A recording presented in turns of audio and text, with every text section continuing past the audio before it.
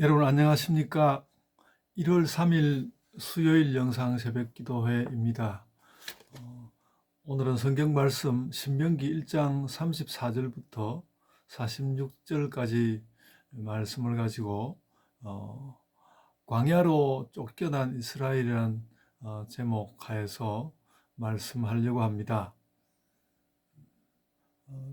대략 본문을 두 단락으로 나누어 보면 1장 34절부터 40절까지는 이스라엘이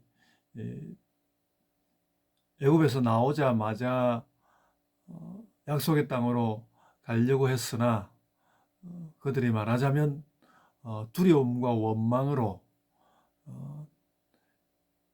약속의 땅에 들어갈 수 있는 기회를 놓쳐버렸고, 그 기회를 놓쳐버린 상황이 어떠한지를 이 단락에서 34절로 40절 단락에서 말씀하고 있고요. 41절부터 46절까지는 뒤늦게서 깨달은 이스라엘이 또 억지로 하나님께서 이제는 틀렸다고 하는데도 억지로 또 이제는 약속의 땅으로 정말 치고 올라가겠다고 해서 모세의 만류에도 불구하고 그것도 어떤 그 백성들의 고집이죠. 다시 밀고 올라갔다가 아모리 족속들에게 밀려서 오늘 그 44절에 보면 세일산에서 호르마까지 이르렀다 이렇게 이야기하고 있는데 그렇게 다시 그 광야로 쫓겨 들어간 이스라엘의 상황을 그렇게 기록하고 있습니다. 말씀의 내용은 그렇게 어렵지 않습니다. 근데 좀 주목해서 볼 것은 모세도 가나안 땅에 들어가지 못한 것에 관한 기록이 이 신명기에 아주 적절하게 기록되었다는 것을 제가 확인하였습니다. 37절을 보시면요. 신명기 1장 37절을 보시면 여호와께서 너희 때문에 내게도 진노하사 이르시되 너도 그리로 들어가지 못하리라. 그러니까 모세가 약속의 땅에 들어가지 못한 것, 가나안 땅에 들어가지 못한 것은 그 어떤 뭐 다른 이유, 물론 또 다른 이유들이 이제 민수기나 이런 데 나오기는 하지만은 근본적으로는 그가 자신이 이끌던 이스라엘을 성공적으로 약속의 땅으로 이끌지 못한 만큼 그 지도자만 그 안으로 들어간다는 것, 그게 정말 그 뭐라 그럴까요? 윤리적으로 합당치 못한 것이었고 하나님께도 그 인정이 안 되는 일이었다는 걸 알 수 있습니다.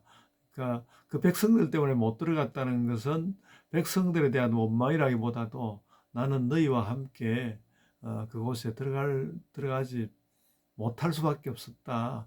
여호수아가 그래도 그 땅에 들어갈 수 있었던 것은 여호수아는 이제 바로 약속의 땅에 들어가지 못하는 자들의 지도자가 아니고 새로 약속의 땅에 들어가는 새로운 세대의 지도자로서 들어갈 것이다. 그렇게 이해하시면 될 것 같습니다. 그래서 이어서 방금 말씀드린 37절에 이어서 38절에 가보면 하나님께서 모세가 못 들어가게 된 것은 그와 같으니까 더 이상 나에게 말하지 말고 이제 여호수아를 담대하게 하라. 그러니까 네가 가나안 땅으로 들어가려는 것에 집착하는 것이 아니라 너는 여호수아를 담대하게 해서 들어가게 하라. 다음 세대에 대한 준비죠. 모세가 신명기 자신의 유언과 같은 내용이 써져 있는 이곳에 자신은 가나안 땅에 들어갈 수 없었고 가나안 땅에 들어갈 수 어떤 세대의 지도자 여호수아를 준비시키게 된 그런 경위를 오늘 말씀 가운데서 하고 있습니다. 그리고 이제 말씀드린 대로 41절로부터 46절에는 그럼에도 불구하고 이스라엘 백성들이 막 고집을 부리면서 또 전쟁을 하겠다고 그랬다가 오히려 그 아모리 족속의 반격을 받아서 쫓겨 들어가는데요. 이 지명이 좀 어렵습니다. 세일산이 나오고 호르마가 나오는데 세일산은 말하자면 제가 톡에다가 지도를 하나 띄워 올릴 텐데요. 그 세일산은 어떤 산인가 하면 그, 이 사해의 동남쪽에 있는 사해의 동남쪽으로 쭉 길게 뻗어 있는 에돔, 그 에돔의 약간 북쪽 지역입니다. 에돔의 약간 북쪽 지역이고 바로 그 사해의 남쪽 지역에 있는 산이거든요. 남쪽 지역에 있는 산인데 그 이 사해에서 홍해의 끝자락까지, 사해에서 홍해의 끝자락까지는 말하자면 홍해 바다가 이렇게 홍해 바다가 쭉 홍해 바다를 따라서 물이 흐를 수 있는 지역이 있었고 그곳은 좁지만은 그러니까 서쪽도 광야요, 동쪽도 뭐 광야 지역에 가까운데 그 좁은 지역, 그러니까 사해에서 홍해까지 이르는 홍해도 이제 큰 홍해에서 이렇게 시내산을 끼고 양쪽으로 이제 많이 들어오는데 그 오른쪽만의 그곳에 이제 에시온게벨이라는 항구가 나중에 생기게 되고 그러는데 그 항구 에시온게벨에서 사해까지 이르는 그 지역은 그래도 뭔가 물이 좀 흐를 수 있는 좀 그 평지 땅이었습니다. 평지 땅이었는데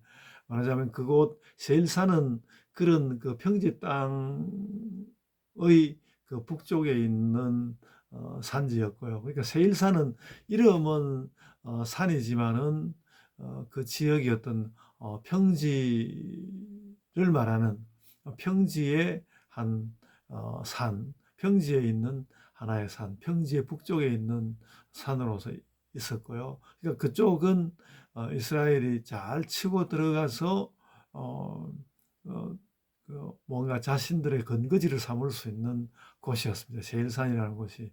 그러나 그 세일산에서 이제 북쪽으로 치고 올라가려고 했으나 하나님께서 호르마로 쫓겨가게 했다고 했는데 그 호르마는 생각보다 남쪽이 아니고 서쪽으로 가게 됩니다. 서쪽으로 가게 되고 그 서쪽으로 가게 된다는 것은 광야로 쫓겨 갔다는 것이죠. 그래서 제가 오늘 제목도 광야로 쫓겨간 이스라엘이라고 했는데 하나님의 말씀을 듣지 않고 새삼스럽게 전쟁을 벌이려고 한 이스라엘을 하나님께서 세일산에서 호르마까지 쫓겨 들어가게 했다.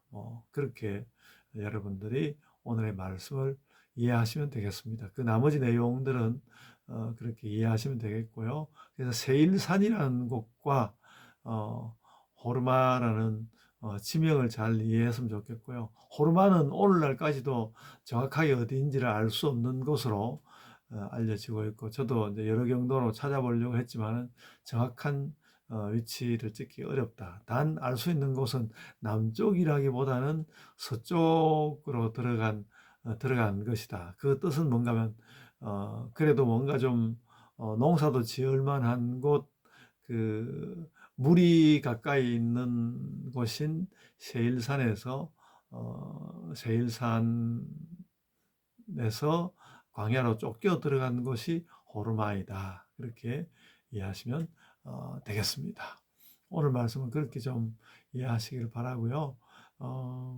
뭐 여기에 당장 어떤 뭐 교훈을 되기는 어렵지만 우리가 열성으로 주의 일을 하는 것도 하나님의 뜻을 따라서 하는 것이니까 그저 내가 무언가를 얻어야 하겠다는 그런 생각으로만 주의 일을 할 것은 아니다. 그래서 늘 하나님의 뜻을 우선으로 하여 우리의 삶의 길들을 열어가는 것이 옳을 것이다. 그런 생각을 하게 됩니다. 올해 2024년에 우리가 어떻게 우리의 뜻으로 진격하지 않고 하나님의 뜻을 따라 복음의 길을 갈 것인가를 묵상하는 그런 신자들이 다 되시기를 바랍니다. 이제 제가 기도하겠습니다. 주님 감사합니다.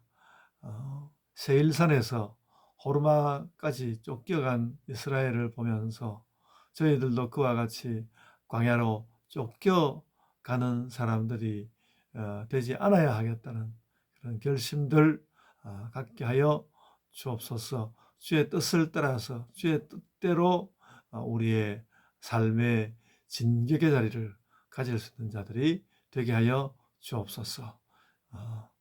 감사하옵고 예수님 이름으로 기도드리옵나이다. 아멘. 하늘에 계신 우리 아버지여, 이름이 거룩히 여김을 받으시오며 나라가 임하옵시며 뜻이 하늘에서 이룬 것 같이 땅에서도 이루어지이다. 오늘 우리에게 일용할 양식을 주옵시고 우리가 우리에게 죄 지은 자를 사하여 준 것 같이 우리 죄를 사하여 주옵시고 우리를 시험에 들게 하지 마옵시고 다만 악에서 구하옵소서. 나라와 권세와 영광이 아버지께 영원히 있사옵나이다. 아멘. 여러분 이제 각자의 기도로 기도하시기 바랍니다.